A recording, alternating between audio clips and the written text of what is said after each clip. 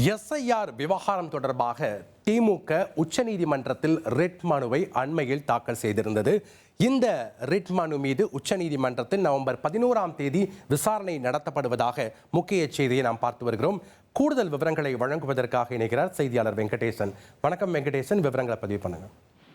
வணக்கம். தமிழகத்தில் சிறப்பு வாக்காளர் பட்டியல் தீவிர திருத்த பணி என்பது கடந்த செவ்வாய்க்கிழமை முதல் தொடங்கி நடைபெற்று வருகிறது. இது 2 கட்டமாக நடைபெறும் என ஏற்கனவே தேர்தல் ஆணையம் அறிவிக்க நிலையில் வாக்காளர் பட்டியல் சிறப்பு திருத்த பணியை எதிர்த்து திமுகவின் அமைப்பு செயலாளர் RS பாரதி சார்பில் வழக்கறிஞர் விவேக் சிங் உச்சநீதிமன்றத்தில் ஒரு ரிட் மனுவை தாக்கல் செய்துள்ளார். இந்த ரிட் மனுவை அவசரமாக விசாரிக்க கோரி வழக்கறிஞர் விவேக் சிங் உச்சநீதிமன்ற தலைமை நீதிபதி BR கவாய் தலைமையிலான அமர்வு முன் முறையிட்டார். இந்த முறையீட்டை ஏற்ற உச்சநீதிமன்றம் திமுகவின் ரிட் மனுவை நவம்பர் 11ஆம் தேதி விசாரணைக்கு எடுத்துக் கொள்வதாக தெரிவித்துள்ளது.